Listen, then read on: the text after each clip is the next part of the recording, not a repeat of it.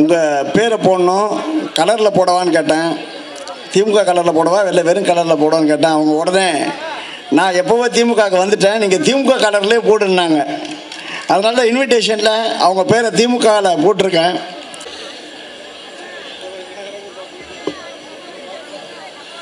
நான் ஒழுங்கா படிச்சு பிஏ படிச்சு எம்ஏ படிச்சு முடிச்சதுக்கப்புறம் சினிமா தான் போகணுங்கிற எண்ணத்தோடு சினிமாவிற்கு சினிமாவில் செயல்பட்டு கொண்டிருக்கும் பொழுது அதை விட முக்கியம் அரசியல் வேலைகள் என்பதால் சினிமாவை தள்ளி வைத்த அரசியலுக்கு இப்படி வேற வேற வேலை செஞ்சிருந்தேன்னு வச்சுங்களேன்.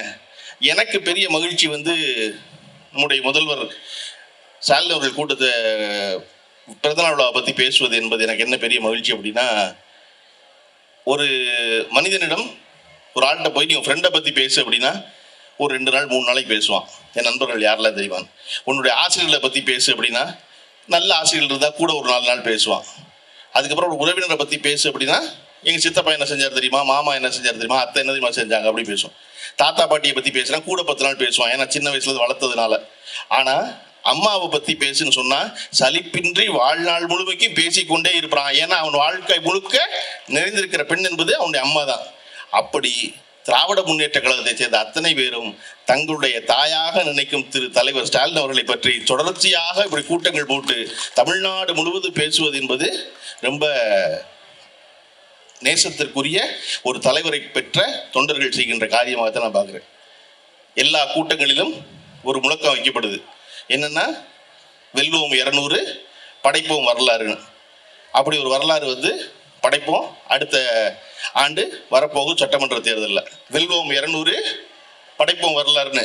எனக்கு தெரிஞ்சு பிஜேபிக்காரன் தலைவரை என்னவாக்குறது முடிவு பண்ணிட்டான், பிரைம் மினிஸ்டர் ஆக்குறது முடிவு பண்ணிட்டான். நீங்க தான் சீஃப் மினிஸ்டர் வேலை பார்த்துக்கிட்டே இருக்கீங்க. ஒரு தலைவர் கிட்டத்தட்ட 15 நாளில் இந்தியாவில் இருக்க எல்லா தலைவர்களும் ஒன்று திரட்ட முடியும்னா இப்ப கவனம் பூரா தமிழ்நாட்டு பக்கம் திரும்பிடும். தலைவர் கலைஞருக்கும் நம்முடைய தலைவர் முதல்வர் ஸ்டாலினுக்கு ஒரு வேறுபாடு இருந்துச்சு. என்ன அப்படின்னா, இதுவரையும் அவர் மொழியாலையும் பேச்சாலையும் எழுத்தாலையும் பெரிதும் கவர்ந்து பெற்ற இடத்தை நம்முடைய முதல்வர் உழைப்பால் பெற்றார். அதை அவரே சொன்னாரு, நான் என் தலைவரை போல தமிழிலும் எழுத்திலும் பேச்சிலும் சிறந்தவன் அல்ல, எனக்கு தெரிந்ததெல்லாம் உழைப்பு உழைப்பு உழைப்பு மட்டுமேனாரு. அதை செஞ்சுக்கிட்டே இருந்தாரு. கலைஞரை பற்றி என்ன பேசப்பட்டதுன்னா, இந்தியாவில் கலைஞர் தான் எப்பொழுதும் செய்தியாக இருப்பாருன்னு, கலைஞர் தான் செய்தியை உருவாக்குவார்னு.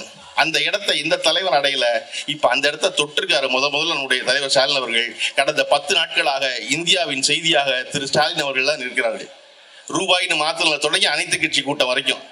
அப்ப இப்படி வேலை செய்கிற ஒருவரை கொண்டாடி பிறந்தநாள் வாழ்த்து சொல்லி பாராட்டுகிறோம்ல, ஏன் இது இவ்வளவு அவசியமா இருக்கு, ஏன் இதெல்லாம் செய்ய வேண்டியிருக்கு அப்படின்னா, இந்த மாநிலத்தை மதவாதம் பற்றி கொள்ளாமல் காப்பாற்றி கொண்டிருக்கிற ஒரு முதல்வராக இருப்பதால், தலைவராக இருப்பதால் கொண்டாடுறோம். இந்தியாவினுடைய மோடி அரசு மொத்த இந்தியாவுக்கு செலவழிக்கிற பணம் 76,000 கோடி ரூபா. 78,272 கோடி ரூபா. நம்ம தமிழ்நாட்டுக்கு மட்டும் செலவழிக்கிற பணம் எவ்வளவு தெரியுமா? 48,000 கோடி ரூபா செலவழிக்கிறோம். நம்ம ஒரே ஒரு மாநிலம் தமிழ்நாட்டுக்கு மொத்த இந்தியாவுக்கு 70,000 கோடி ரூபா செலவழிக்கிறான். அதுல எவ்வளவு தருவான்? நமக்கு 2,000 கோடி ரூபா தருவான். நம்ம முதல்வர் சொல்றாரு, அந்த 2,000 கோடி ரூபாய் நீயே வச்சுக்க, எங்களுக்கு தேவை 46,000 கோடி ரூபா வேணும் என் பிள்ளைய படிக்கிறதுக்கு. இதுக்கு எதுக்கு நீ இந்த 2,000 கோடி கொடுத்துட்டு அதுக்கு நீ எனக்கு 3வது மொழியை வேற ஒன்று படிக்கணுங்கிற, அதெல்லாம் படிக்க முடியாது. இப்போ நான் வச்சுக்க மாட்டேன். நீ 10,000 கோடி ரூபா கொடுத்தாலும் எனக்கு வேண்டாம். இந்த மும்மொழி கொள்கையை ஒத்துக்க மாட்டேனா? நான் என் பொம்பளை பிள்ளையை படிக்க வைப்பேன், நான் என் ஆம்பளை பிள்ளையை படிக்க வைப்பேன். இந்த மாநிலத்தில் பெண்ணாய் பிறப்பதற்கு மாதவம் செய்திடல் வேண்டுமம்மான்னு மற்ற மாநிலத்து பெண்கள்லாம் பொறாமைப்படும் ஒரு ஆட்சியை நடத்தி கொண்டிருக்கும் முதல்வர் சொல்றாரு, எனக்கு நீ பணம் தர வேண்டாம், நான் பணத்தை வச்சுக்கிறேன் அப்படின்னு. அப்ப இந்தியாவை ஆளும் பாரதிய ஜனதா அரசு எதற்கு முக்கியத்துவம் கொடுக்கிறது, எதற்கு பணம் செலவழிக்கிறது?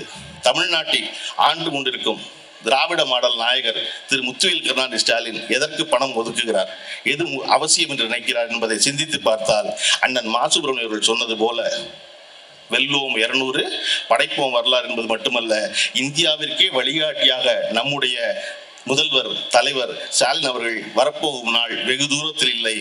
மலை மேல மசூதி இருந்துச்சு, தர்கா இருந்துச்சு, மாத்துன்னு சொல்றாலும் அடே அதெல்லாம் வேலையை பாரு, அது ரொம்ப நாள் அங்க இருக்கு, அது இருக்கும். நீ போ அப்படின்னு சொல்லி அனுப்புறது இருக்கு இல்லையா? அப்படி இங்க எந்த மதவாத சக்திகளும் தலை தூக்காமல் இந்த தமிழ்நாட்டின் மக்கள் சகோதர எண்ணத்தோடு தொடர்ச்சியாக வாழ்வதற்கு தலைவர் ஸ்டாலின் அவர்கள் ஒரு காரியத்தை செய்கிறார் என்றால் தமிழ்நாட்டு மக்களும் அதற்கு அவ்வளவு உறுதுணையாக இருக்கிறார்களே ஏன் என்ற கேள்வி இருக்கிறது. தமிழ்நாட்டு மக்கள் சொல்லணும்ல. மற்ற மாநிலத்துக்கு எல்லாம் கேட்கறாங்க பிஜேபி என்ன சொன்னாலும் தமிழ்நாட்டில் ஏன் பிஜேபி சொன்னா கேட்க மாட்டேங்கிறான். போப்பா எனக்கு தெரியுமான்னு சொல்றானே ஏன்? அப்படி ஏன்னா நம்ம இங்க கடந்த 70 ஆண்டு காலமாக தொடர்ச்சியாக படிப்பு முக்கியம், படிப்பு முக்கியம், படிப்பு முக்கியம் எல்லாரையும் படிக்க வச்சிருக்கிறதுனால அவன் சொல்றான் போப்போம் வேலையை பார்த்து எங்களுக்கு தெரியும் நாங்க பாத்துக்கிறோம் அப்படின்னு. தமிழ்நாட்டில் மட்டும் பாரதிய ஜனதா கட்சியின் எந்த செயல் திட்டமும் செயல்பட மாட்டேங்குது, எந்த துரோக திட்டமும் செயல்பட மாட்டேங்குது, எந்த விஷம பிரச்சாரம் ஈடுபட மாட்டேங்குது. அண்ணன் மாசுபுரமணியன் அண்ணன் பல கூட்டம் நடத்தும் போது ஒரு கூட்டத்தில் ரங்கராஜ் பாண்டேவை கூப்பிட்டு கூட்டம் நடத்திட்டாரு. அவ்வளவு பேர் சோசியல் மீடியால அலறிட்டான். ரங்கராஜ் பாண்டே எல்லாம் ஒரு ஆளு, அண்ணன் கூப்பிடலாமா மாசுபுரமணியன்? அண்ணன் நான் சொல்றேன் கூப்பிட்டேன், சரி நம்ம கூப்பிடணும். அங்கேதான் நம்ம மேன்மையான ஆளாகிறோம். நம்ம என்ன ஆகிறோம்? டேய் எங்கிட்ட எதிர்த்து பேசுற கருத்து இருக்கு, நீ வா நல்லா கடைவிரி சொல்லு. என்ன சொன்னார் அவர் கடைசியில் மேடையில் அழுது புலம்பிட்டு போனாரு, நீங்க எல்லாம் நல்லா இருக்கீங்களே அப்படின்னு. வயிறு தவிர ஒன்றும் செய்ய முடியாது. நீ என்ன செய்வ? உங்களோட கருத்து இருக்கா? அது எங்க இருந்து வந்தது மாசுபுரமணியம் அவர்களுக்கு தெரியுமா? அது இப்ப இந்த பிரதான் இல்ல, அது பெரியார் கிட்ட வந்தது. பெரியார் எதிர்த்து பேசலாம் வா மேடை போடும்போது பெரியார் போல எதிர்கருத்தை பேசியவனை மேடையில் அமர வைத்து பேச வைத்த ஆளே உலகத்தில் கிடையாது. பெரியார் ஆதரிச்சு பேசுறவரோட எதிர்த்து பேசுறால மேடை கூப்பிடுவாரு. பேசி முடிச்சுட்டு அதுக்கு மாற்றா நம்ம கிட்ட என்ன கருத்து இருக்கோ அதை பேசுவாரு. அதை போல ரங்கராஜ் பாண்டே மட்டும் முடிஞ்சா அண்ணாமலையும் ஒரு கூட்டத்துக்கு கூப்பிட்டுருங்க. ரங்கராஜ் பாண்டே சின்ன அண்ணாமலை, அண்ணாமலை பெரிய ரங்கராஜ் பாண்டே, அவ்வளவுதானே. ஏன்னா பேசிடுவார் அண்ணாமலைங்க அப்ப பேசுதான் பேசட்டும், கேட்போம். என்ன பேசிடுவார் அவரு? மேடைக்கு சொல்லிடுவாரா நீங்க 3வது மொழி படிங்கன்னு? அது பதிலுக்கு மாசுபுரமணியன் பேசும்போது சொல்லுவார்ல கடைசியில், நாங்கே 3வது மொழி படிக்கிறோம் அப்படின்னு. உனக்கு தெரிஞ்ச 3வது மொழி சொல்லு நீ முதல்ல அப்படின்னு. இந்தியாவில் யாருமே படிக்க மாட்டாங்களா 3வது மொழி? நம்ம பிள்ளை மட்டும் 3வது மொழி படிக்கணுமா? நான் எளிதாக புரிய சொல்றேன். பெண்கள் இவ்வளவு பேர் கூடியிருக்கீங்க. நம்ம படிப்பு ஆரம்பிச்சது 100 வருஷத்துக்கு முன்னாடி. 100 வருஷத்துக்கு முன்னாடி கொண்டு போய் சின்ன பள்ளிக்கூடத்தில் விட்ட பொழுது நமக்கு படிப்பு 2 தான். என்ன பாடம்? ஒன்று தமிழ், கீழே மண்ணை கொட்டி ஆனா ஆவனான்னு எழுதுறது. 2வது நம்பர் எண். அதனாலதான் எண்ணும் எழுத்தும் கண்ணன தகும்னா 2 தான் படித்தோம். புள்ள 5வது வரையும் 12 வயசு வரைக்கும் நம்பரும் லெட்டர் தான் படிச்சிச்சு, மொழியும் எண்ணும் தான் படிச்சிச்சு. இது 2 தான் படிச்சு. அதுக்கப்புறம் 12 வயசுக்கு அப்புறம் மெதுவா வரலாறு சொல்லி கொடுத்தோம். அப்புறம் புவியியல் சொல்லி கொடுத்தோம், ஜாகிரபி சொல்லி கொடுத்தோம். அப்புறம் பௌதிகம் சொல்லி கொடுத்தோம், இயற்பியல் சொல்லி கொஞ்சம் கொஞ்சமா படித்தோம் சப்ஜெக்டா. இன்னைக்கு என்ன பண்றோம்? 5வது படிக்கிற பிள்ளைக்கு பிசிக்ஸ் சொல்லி கொடுக்குறோம், கெமிஸ்ட்ரி சொல்லி கொடுக்குறோம், பாட்னி சொல்லி கொடுக்குறோம், ஜுவாலஜி சொல்லி கொடுக்குறோம், ஹிஸ்டரி சொல்லி கொடுக்குறோம், சிவிக்ஸ் சொல்லி கொடுக்குறோம். எல்லாமே 5வது படிக்கிற பிள்ளைக்கே இருக்கு. கரெக்டா? 5வது படிக்கிற பிள்ளைக்கு ஸ்பானிஷ் சொல்லி கொடுக்குறோமா? பிரெஞ்சு சொல்லி கொடுக்குறோமா? வங்காளம் சொல்லி கொடுக்குறோமா? ஏன்னா மொழி அறிவு இல்லை, பாடம் தான் அறிவு, பொருள் தான் அறிவு, சப்ஜெக்ட் தான் நாலேஜ், லாங்குவேஜ் நாலேஜ் கிடையாது. அதனாலதான் இன்னைக்கு இந்த பட்ஜெட்ல நம்ம ஆர்டிபிஷியல் இன்டெலிஜென்ஸ் சொல்லி கொடுக்க போறோங்கிறத பிரபாகர் ராஜா எம்எல்ஏ அவர்கள் பெருமையா சொல்வதற்கான காரணம், நாங்க இன்னொரு பாடம் சொல்லி கொடுக்குறோம் பிள்ளைக்கு. அந்த புள்ள தெரிஞ்சுக்க வேண்டியது பாடத்தை தான், மொழி இல்லை. அந்த பாடத்தை நல்லா படிச்சா பின்னாடி அவசியம் ஏற்படும் போது புள்ள மொழியை படிச்சுக்கும். இன்னைக்கு நம்ம வீட்டுல எல்லா பிள்ளைகளும் வெளிநாட்டுக்கு போயிருக்காங்களே, உலகம் பூரா வேற வேற இடத்துக்கு, அதெல்லாம் எப்படி பேசுறான்? அங்க போனதுனால பேசுறான். அட ஒண்ணுமே வேண்டாம். பீகார்ல இருந்து இங்க டேபிள் துடைக்க வந்தான்ல, அவங்ககிட்ட எல்லாம் நம்ம இந்தியா பேசுறோம், அவன் தானே தமிழ் பேசுறான். அவன் என்ன மும்மொழி கொள்கையில் அங்கே தமிழ் படிச்சுட்டு வந்தானா? தமிழ்நாட்டுக்கு போனா நல்லா டேபிள் துடைக்கலாம், தமிழ் தெரிஞ்சான்னு துடைப்போம். நான் வந்தாவன் வழி இல்லை, பொழைக்க வந்தான், வந்த இடத்துல வேலை செஞ்சான், வேலை செஞ்ச இடத்துல அந்த மொழியை கத்துக்கிட்டாதான் நம்மளை வச்சிருப்பாங்க தெரிஞ்சுக்கிட்டா அவன் இந்த மொழியை படிச்சான். சரியா? அப்படி எவனுக்கு தேவையோ அப்ப அந்த மொழியை படிக்க போறோம். தேவையில்லாம நாங்க உங்க வீட்டு பிள்ளைகள் அரசு பள்ளி படிக்கிற பிள்ளை ஹிந்தி படிக்க வேண்டாமா, 3வது மொழி படிக்க வேண்டாமா அப்படின்னு கேட்டா படிக்க வேண்டாம்னு சொல்லுவோம். படிக்கவே வேண்டாம். நம்ம பேரறிஞர் அண்ணா சொல்லி கொடுத்த நமக்கு இருமொழி கொள்கை இருக்கிறது. நமக்கு தமிழும் ஆங்கிலமும் இந்த மாநிலத்தில் மிக வளமையாக இருக்கிறது. அதனால எங்களுக்கு 3வது மொழி வேண்டாம். வேணுங்கிறால் யார் வேணாலும் படிச்சுக்கலாம்.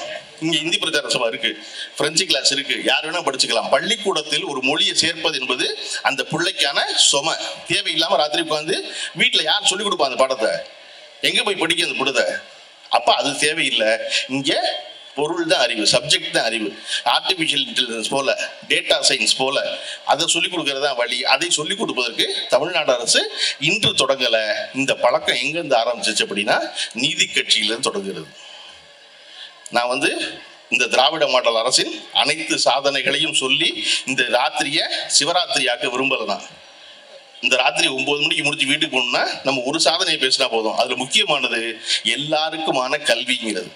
அது எங்க தொடங்குது அப்படின்னா நீதி கட்சி காலத்துல பிராமணை மட்டுமே படிச்சுக்கிட்டு இருக்கும் பொழுது பிட்டி தியாகராயர் என்பவர் ஏன் மற்ற சாதிகளில் ஒடுக்கப்பட்ட சாதியில் படிக்க வர மாட்டேங்கிறாங்க அப்படின்னா அவன் பூரா பசியில இருக்கான், அவன் பூரா வறுமையில இருக்கான், அவன் பூரா வேலைக்கு போறான் என்பதை உணர்ந்த பிட்டி தியாகராயர் முதல்ல சென்னை மாகாணத்துல 1920களில் மதிய உணவு வழங்கி பள்ளிக்கூடத்துக்கு பிள்ளைகளை வர வச்சார். உலகத்திலேயே முதலில் படிக்க வந்தா சாப்பாடு போடுவோம் சொன்ன முதல் மாகாணம் சென்னை மாகாணம் தான். அதை செஞ்சவர் பிட்டி தியாகராயர் தான் செஞ்சார்.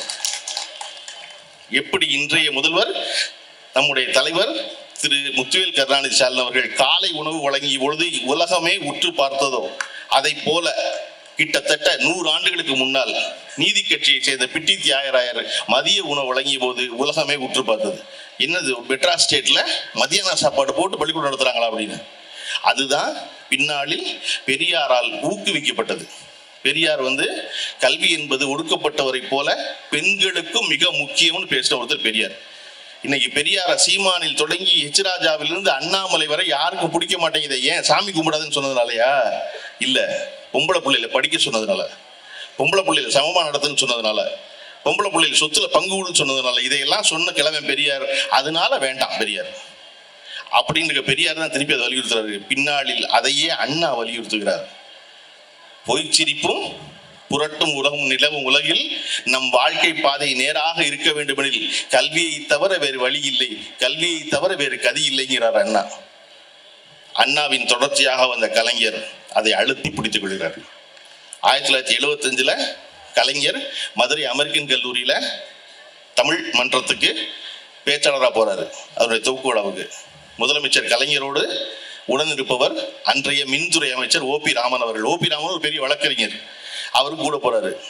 அந்த கூட்டத்தில் கலைஞரை வரவேற்று பேசிய மதுரை அமெரிக்கன் கல்லூரியுடைய மாணவர் மன்ற செயலாளர் சொல்றாரு, கலைஞர் ஒரு படிக்காத மேதை, கலைஞர் ஒரு படிக்காத மேதை. படிப்பு ஒருவர் வாழ்க்கையில் முன்னேறுவதற்கு ஒன்றும் அத்தனை கட்டாயமில்லை என்பதற்கு வாழும் உதாரணம் தான் கலைஞர்.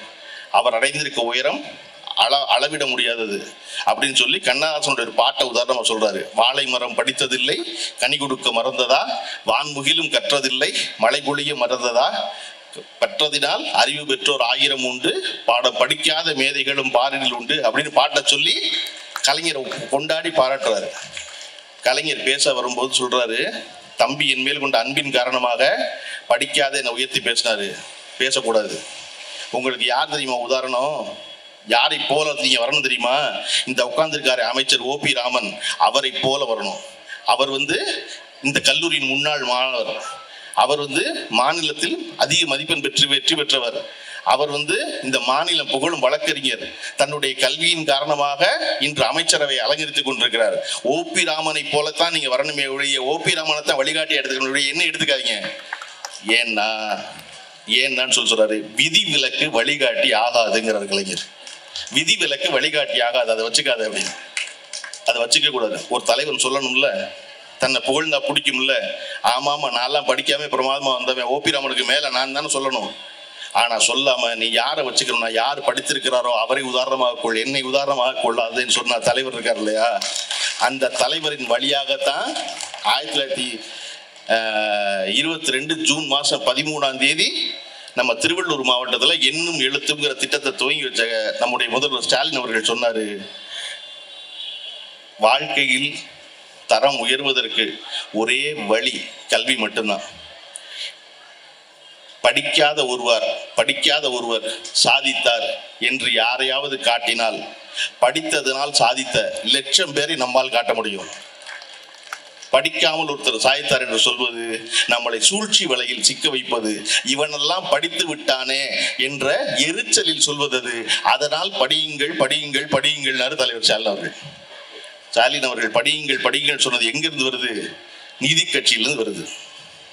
1920 வருது 2024, 2021 குளத்தூர்ல சொல்றது. அப்ப கிட்டத்தட்ட 100 ஆண்டு காலமாக ஒரு மாநிலம் படிப்பதை பற்றியே கவலைப்பட்டு கொண்டே இருக்கிறது.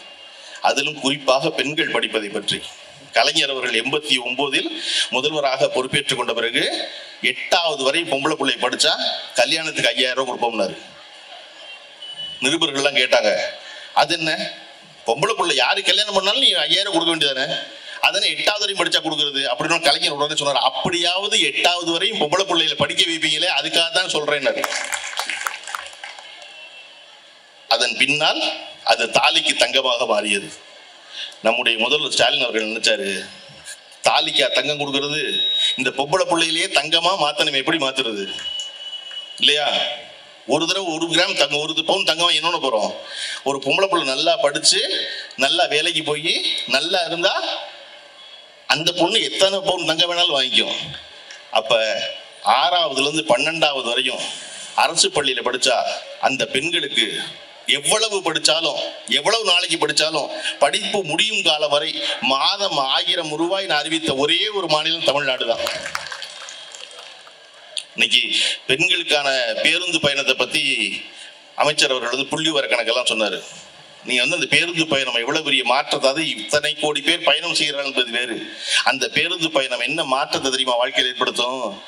இந்த KK நகர்ல, இந்த MGR நகர்ல இருக்க ஒரு காலேஜ் படிச்ச ஒரு பொண்ணு, காலேஜ் படிக்கிற ஒரு பொண்ணு சாயந்தரம் இங்க இருக்க ஒரு ஃபேன்சி ஸ்டோர்ல வேலை செய்யணும்னு நினைக்குது. வேலை செஞ்சா MGR நகர்ல என்ன சம்பளம் கொடுப்பாரு? ஒரு ஃபேன்சி ஸ்டோர் கடைக்கார முதலாளி ஒரு 7000 ரூபாய் சம்பளம் கொடுப்பாரு, ஒரு 8000 ரூபாய் சம்பளம் கொடுப்பாரு. அவ்வளவுதான் கொடுக்க முடியும், எவ்வளவு வியாபாரம் நடக்கும்.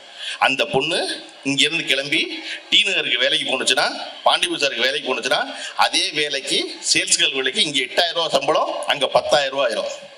அங்க 10000 ஆயிரமா 2000 கூட கொடுப்பாரு அங்க இருக்கேன்னு. ஏன்னா அங்க வியாபாரம் கூட நடக்கும், கடை பெரிய கடை, அதனால ஈஸியா 10000 கூட கொடுப்பாரு. ஆனா இங்க இருக்க அப்பா என்ன சொல்லுவாரு, சுமதி நீ இதுக்கு இங்க MGR நகர்ல இருந்து பாண்டி பஜாருக்கு போற, பஸ்ஸுக்கே 1500 ரூபாய் ஆயிரும், சரியா போச்சு, அதுக்கு பேசாம இங்கேயே வேலை பார்த்தா நம்ம அண்ணன் கடை, சீக்கிரம் வீட்டுக்கு வந்தாலும் அப்படிப்பாரு. இப்ப பேருந்து இலவசமா ஓடணும்னு அந்த பொண்ணு என்ன சொல்லுவானா, அப்பா கூட 2000 ரூபாய் கிடைக்கும், பஸ் சும்மா ஓடுது, நான் டி நகர்ல போய் வேலை பார்த்துட்டு வரேன். அந்த பொண்ணு கிளம்பி டி நகருக்கு போவா. MGR நகர்ல டி நகருக்கு போன பொண்ணு டி நகரோட நிப்பாளா? டி நகருக்கு போன பொண்ணு அங்கிருந்து அடுத்த வேலை கிடைச்சு சென்னை விட்டு பாம்பேக்கு போக பாப்பா. இதுக்கிடையில படிப்பு முடியும். படிப்பு முடிஞ்சு அவளுடைய மேற்படிப்பை நான் பாம்பேல படிச்சுக்கிட்டே வேலை செய்யறேன்னு படிக்க பாம்பேக்கு போய் வேலையை பாம்பேல பாப்பா. பாம்பேல வேலை செய்யற பொண்ணு படிச்சுக்கிட்டு இருக்க, அடுத்து என்ன செய்வா? மேற்படிப்புக்கு அங்கிருந்து பிரான்ஸுக்கு போவா. அப்ப ஒரு இலவசமா ஒரு பேருந்து ஓட்டுவதால் ஒரு பெண்ணின் வாழ்க்கை MGR நகர்ல இருந்து பிரான்ஸுக்கு மாறிடும் அப்படின்னா, அதனாலதான் பொண்ணை படிக்கும், அதனாலதான் இதுக்கு பஸ் விடுங்கிறோம். ஏன் பொம்பளை பிள்ளை படிக்கணும்னு அரசு கவலைப்படுது? ஒரு ஆம்பளை பிள்ளை படிச்சா அவன் மட்டும் படிச்சவனா இருப்பான், ஒரு பொம்பளை பிள்ளை படிச்சா அவன் தலைமுறையே படிச்ச பழம். பிள்ளையில படிக்க வைக்க அவசியம், அது ரொம்ப முக்கியம் இல்லையா? ஒருத்தர் மட்டும் படிப்பதான் முக்கியம். அதனாலதான் 6வதுல இருந்து 12வது வரையும் அரசு பள்ளியில படிச்சா மாசம் 1000 ரூபாய் தர்றோம். சரி 11, 12 படிக்கல, 10வது வரையும் தான் படிச்சிருக்கோம், டிப்ளமோக்கு தான் போறோம், ITIக்கு தான் போறோம் அப்படின்னா பரவாயில்ல. 10வது வரையும் படிச்சு டிப்ளமோ படிக்க போறீங்க, பாலிடெக்னிக் படிக்க போறீங்க அப்படின்னால 1000 ரூபாய் பொம்பளை பிள்ளை படிக்கிற கொடுக்குறோம். எனக்கு MGR நகர் மாதிரி இடத்துல பேசுவது என்ன தெரியுமா பெரிய மகிழ்ச்சி? இந்த ஏரியாவில் இருக்க பெண்கள் எல்லோரும் பார்த்தீங்கன்னா ஒரு பழக்கம் உண்டு, பிள்ளைகளுக்கு சோறு விட்டுறதுக்கு ரோட்டுக்கு வந்துடுவாங்க. நீங்கள் ராஜாண்ணாமலைபுரத்துலையோ ஆழ்வார்பேட்டையிலையோ பார்க்க முடியாது, ஃப்ளாட்டுக்கு உள்ளே வச்சு அவங்க ஊட்டுவான். ஆனால் MGR நகரில் ரோட்டில் வந்து வேடிக்கை காமிச்சிட்டு பிள்ளைக்கு சோறு விட்டுவாங்க. என்னப்பா பிள்ளைக்கு சோறு விட்டது வேடிக்கை காமிச்சு சோறு விட்டுற விஷயமா அப்படின்னா அதில் விஷயம் இருக்குது. அந்த அம்மா என்ன பண்ணுவான்னா தன் பிள்ளைக்கு மட்டும் சோறு விட்ட மாட்டா, பக்கத்து வீட்டு பிள்ளை பக்கத்தில் இருந்து சீலையை பிடிச்சி இழுக்கும், அந்த பிள்ளைக்கு ஒரு வாய் சோறு விட்டுவா. கிண்ணத்தில் சோறு விட்டது தன் பிள்ளைக்கு விட்டதான், ஆனால் பக்கத்தில் ஒரு பிள்ளை வேடிக்கை பார்க்குது, வேடிக்கை பார்க்குற பிள்ளைக்கு சும்மா விடக்கூடாது, அதனால அதுக்கு ஒரு வாய் விட்டுவா. அப்படி அரசு பள்ளியில் 6வதுல இருந்து 12வது வரையும் படித்தவங்களுக்கு தான் மாதம் 1000 ரூபாய்ன்னு சொன்ன முதலமைச்சர், அரசு உதவி பெறும் பள்ளி இருக்கு இல்லையா, அந்த பிள்ளையெல்லாம் வேடிக்கை பார்த்து இல்லையா, அந்த பிள்ளையெல்லாம் வேடிக்கை பார்க்குது, ஒரு கவலத்தை அந்த பிள்ளைக்கு ஊட்டுண்டு அந்த பிள்ளைகளுக்கு மாசம் 1000 ரூபாய் பொம்பளை பிள்ளை எந்த பள்ளிக்கூடத்தில் படித்தாலும் பரவாயில்ல கூடு அப்படின்னு. அடுத்து வேடிக்கை பார்த்த பிள்ளை யாரு? நம்ம ஆம்பளை பைய. என்னங்க நீங்க பொம்பளை பிள்ளைகளுக்கு கொடுக்குறீங்க, நாங்க என்ன செஞ்சோம்? அதுக்கு மட்டும் புதுமை பெண் திட்டம்னா நாங்க ஆள் இல்லையா, வாங்க அப்படின்னு தமிழ் புதல்வன்னு ஒரு பேர் வச்சு போன ஆகஸ்ட்ல இருந்து ஆம்பளை பிள்ளைக்கு 1000 ரூபாய். ஒரு மாநிலம் தொடர்ச்சியாக படிப்பவர்களுக்கு பணம் கொடுத்து கொண்டே இருக்கிறது. தொடர்ந்து படின்னு அப்படி படிக்க வச்சதுனால இந்த திராவிட முன்னேற்ற கழக ஆட்சி வந்த பிறகு, இந்த திராவிட மாடல் நாயகர் ஆட்சிக்கு வந்த பிறகு பெண்கள் படிப்பின் எண்ணிக்கையில் 35 விழுக்காடு கூடியிருக்கிறது. 100க்கு 30 பேர் படிச்சாங்கன்னா இப்ப 50 பேர் படிக்கிறாங்க. இது கூடியதற்கான காரணம் அவர்களுக்கு ஊக்கத்தொகையாக கொடுத்த 1000 ரூபாய். 3.5 லட்சம் பெண்கள் அதிகமாக படிக்கிறாங்க, 2 லட்சம் ஆண்கள் படிக்கிறாங்க. இவ்வளவு பேர் படிப்பதற்கான காரணம் இந்த அரசு அதை பற்றி கவலைப்படுகிறது.